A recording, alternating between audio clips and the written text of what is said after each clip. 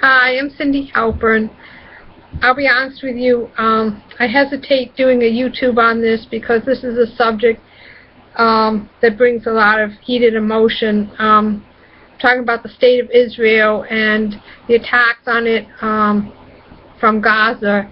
And I know I've read some of the things that people have written about Israel, and I'm just giving my opinion. Israel was founded in 1948.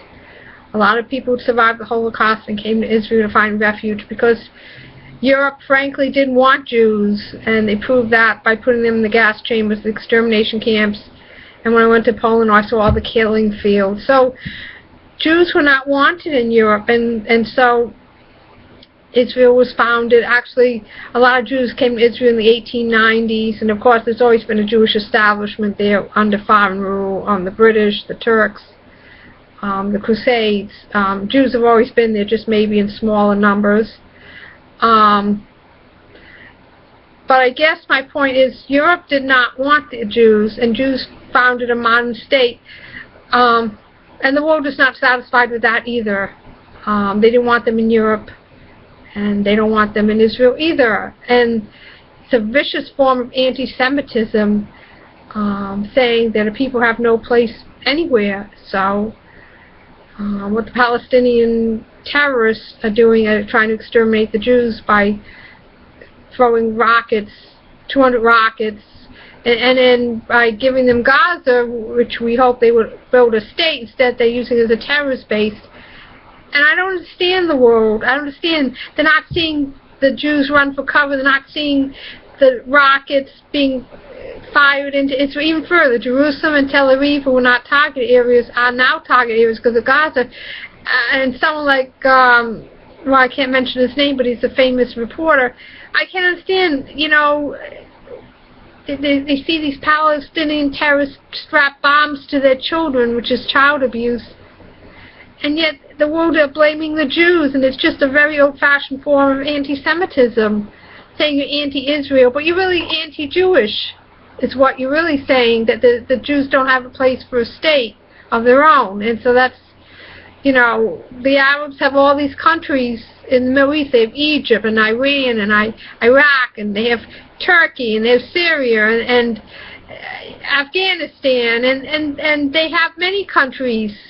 And Israel just has the one tiny state, very small in size, economically very advanced, politically very advanced, and yet Israel's not wanted, and that everyone thinks it's okay that they're attacked and they should show restraint. Well, if the United States was attacked like that, which it was, we went into Afghanistan where they were training the terrorists. We were doing that right away. No one thought anything of that. And now the Jews are just trying to defend themselves in Israel, and suddenly the world has a problem with it. So there's a double standard here, and I'm not really understanding it. And being the daughter of a Holocaust survivor, I definitely don't understand this. And I'm puzzled by it, and angered and disappointed by the world's response to Israel. I mean, you have a country like Norway, everyone thinks it's friendly and pleasant, and yet they pass all sorts of legislation against the Jews. You know, they didn't want them to slaughter their meat, they didn't want to have circumcision, and all these things. And I guess anti-Semitism is so ancient that people don't realize the root of it when they're anti-Israel. And all I'm asking about Israel is that they be allowed to live the way we want to live, in safety, and to have a measure of prosperity, and to worship their religion as they please. And these are basic rights, and yet the world doesn't seem to want Israel to have these rights. And in fact, what they're saying is they don't want Jews to have these rights. And it just makes me so sad. My mom never wanted me to go to Israel. She was very pro-Israel, but she wanted her family in the United States after surviving the Holocaust. She thought it was safer. She didn't want us to go through that. In fact, when I was younger, she made me promise never to go to Israel because she thought of the danger that I would be facing. And I guess seeing what's happening in Israel now, Mom really had a good point, that Israel's a war zone because people are always wanting to destroy Israel. They won't let it be in peace. And so sadly, my mom was right again, and we're seeing this.